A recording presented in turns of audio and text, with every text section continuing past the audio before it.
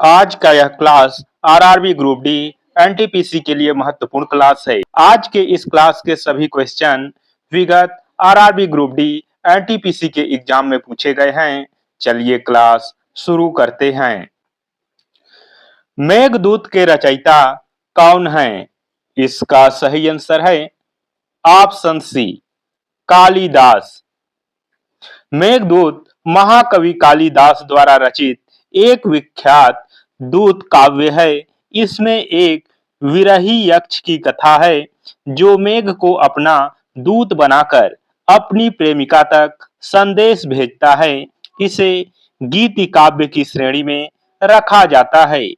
कालिदास को भारत का शेक्सपियर कहा जाता है। इनकी अन्य रचनाएं अभिज्ञान शाकुंतलम, कुमार संभव और रघुवंशम है। वे चंद्रगुप्त द्वितीय के 9 रत्नों में से एक थे। मेघदूत 2 भागों में विभाजित है, पूर्व मेघ और उत्तर मेघ। यह ग्रंथ संस्कृत भाषा में मंदाक्रांता छंद में लिखा गया है। भारत का पहला जैवमंडल कौन सा है? सही आंसर है ऑप्शन बी नीलगिरी। नीलगिरी जैवमंडल रिजर्व भारत का प्रथम बायोस्फीयर रिजर्व है, जिसकी स्थापना वर्ष 1986 में की गई थी। यह पश्चिमी घाट में स्थित है और तमिलनाडु, केरल तथा कर्नाटक राज्यों के हिस्सों को कवर करता है। इसे वर्ष 2000 में यूनेस्को के world network of biosphere reserve में शामिल किया गया। यहाँ नीलगिरी तेहर नामक लुप्त प्रायः पशु पाया जाता है। वर्तमान में भारत में कुल 18 जैवमंडल आरक्षित क्षेत्र हैं। नंदा देवी और सुंदरवन भी महत्वपूर्ण रिजर्व हैं।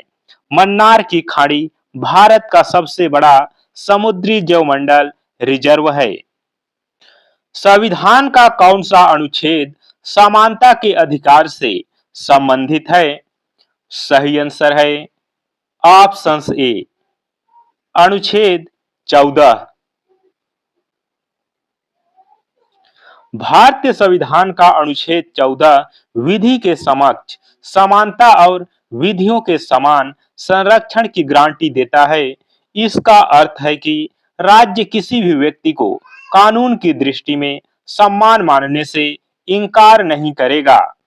समानता का अधिकार अनुच्छेद 14 से 18 तक विस्तृत है। अनुच्छेद 15 धर्म, जाति, लिंग के आधार पर भेदभाव का निषेध। अनुच्छेद 17 अस्पृश्यता का अंत। अनुच्छेद 18 उपाधियों का अंत। यह मौलिक अधिकार भारत के नागरिकों और विदेशियों दोनों के लिए उपलब्ध है।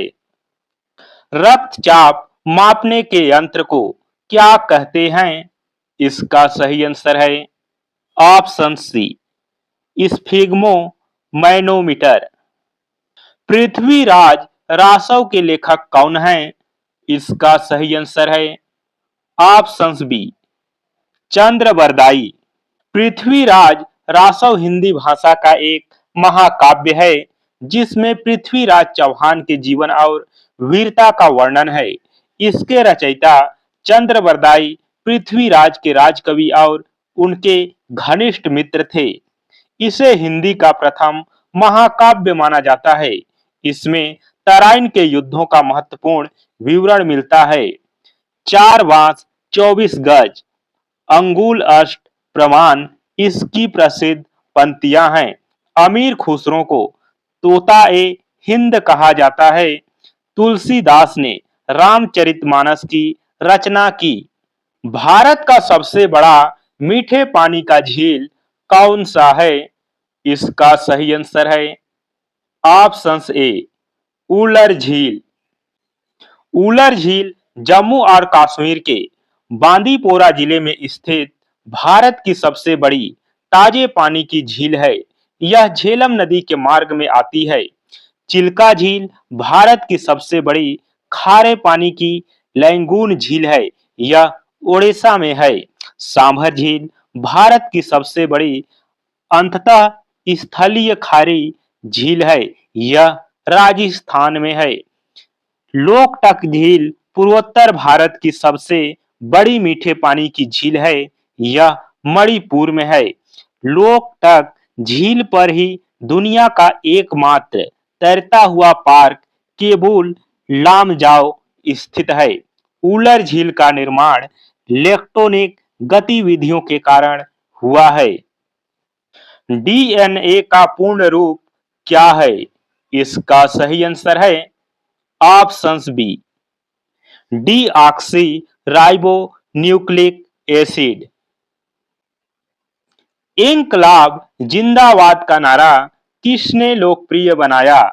इसका सही आंसर है ऑप्शंस बी, भगत सिंह।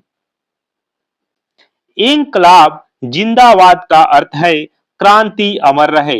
इस नारे को मूल रूप से हसरत मोहानी ने लिखा था, लेकिन इसे शहीद ए आजम भगत सिंह ने अपनी क्रांतिकारी गतिविधियों के माध्यम से देश भर में लोकप्रिय बनाया।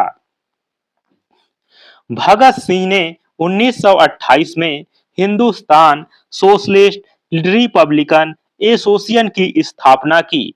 उन्होंने 8 अप्रैल 1929 को केंद्रीय विधानसभा में बम फेंका और यह नारा लगाया, दिल्ली चलो और जय हिंद। सुभाष चंद्र बोस के नारे थे करो या मरो। महात्मा गांधी का नारा था, यह 1942 में भारत छोड़ो आंदोलन के दौरान यह नारा महात्मा गांधी ने लगाया था, करो या मरो।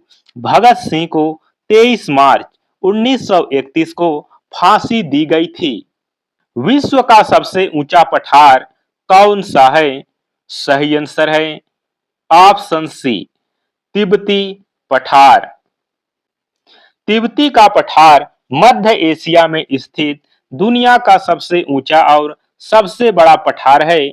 इसकी औसत ऊंचाई समुद्र तल से 4500 मीटर से अधिक है, जिसके कारण इसे विश्व की छत के रूप में भी जाना जाता है। इसे पामीर ग्रंथि के विस्तार के रूप में भी देखा जाता है।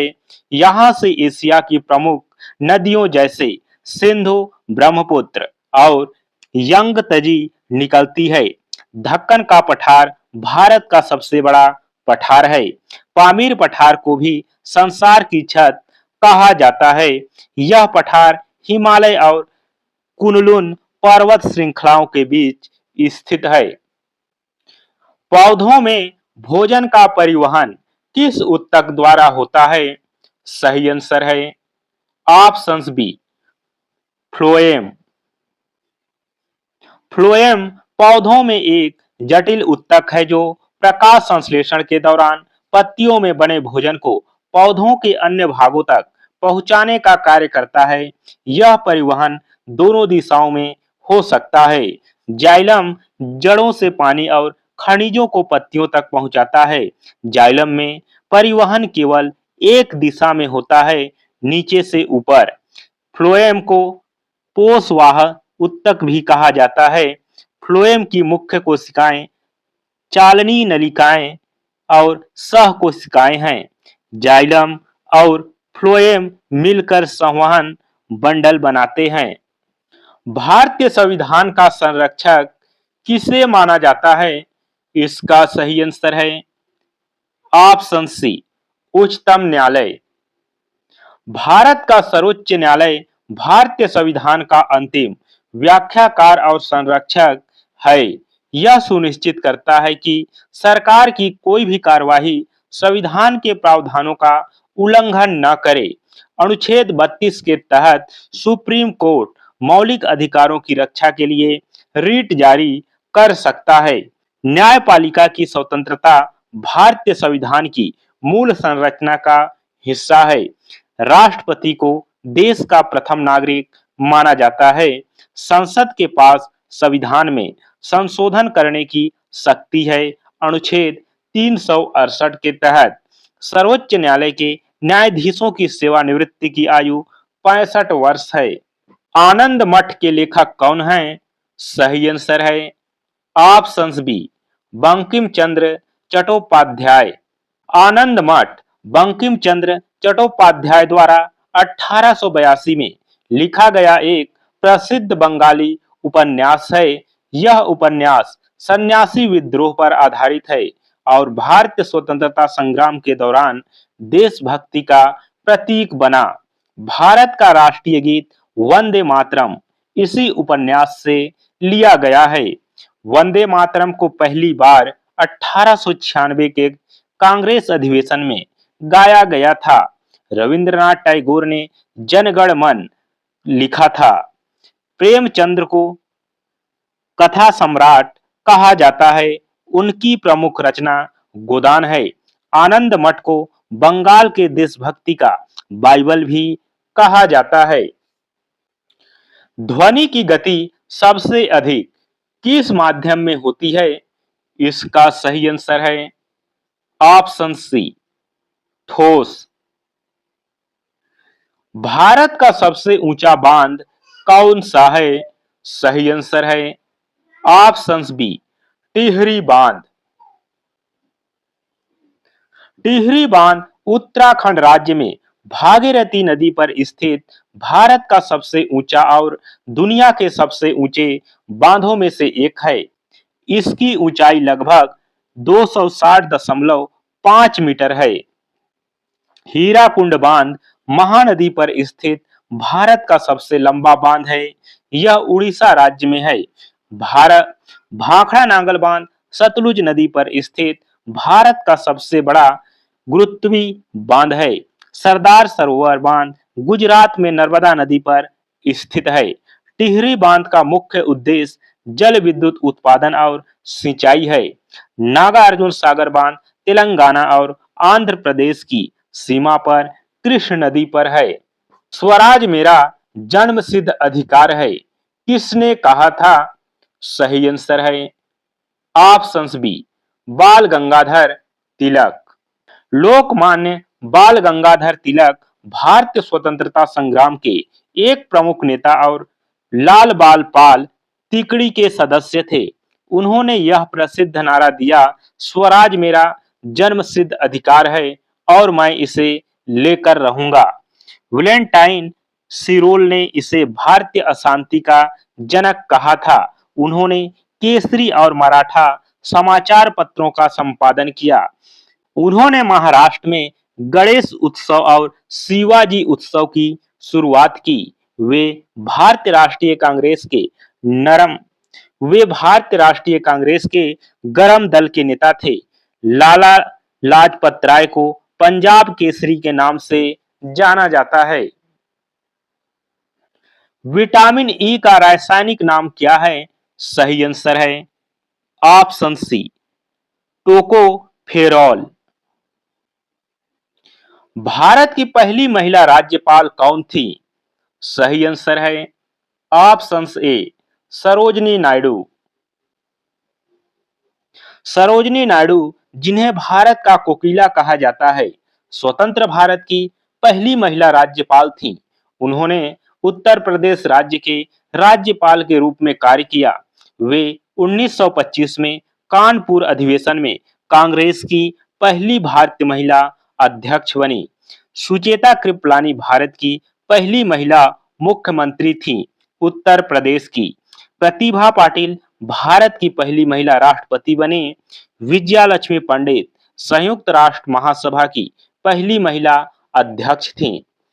द गोल्डन थ्रेशोल्ड उनकी प्रमुख काव्य रचना है। सबसे कठोर प्राकृतिक पदार्थ कौन सा है? सही आंसर है ऑप्शन सी हीरा। गीतांजलि के लेखक कौन हैं? सही आंसर है ऑप्शन बी रविंद्रनाथ ठाकुर। भारत का पहला उपराष्ट्रपति कौन था? सही आंसर है option A doctor Sarvepalli Radhakrishnan. Doctor Sarvepalli Radhakrishnan Bharat के पहले उपराष्ट्रपति और दूसरे राष्ट्रपति थे। वह एक महान शिक्षक, दार्शनिक और विद्वान थे। उनके सम्मान में ही 5 सितंबर को शिक्षक दिवस मनाया जाता है। उपराष्ट्रपति राज्यपाल का पदेन अध्यक्ष होता है, उन्हें 1954 में प्रथम भारत रत्न से सम्मानित किया गया था।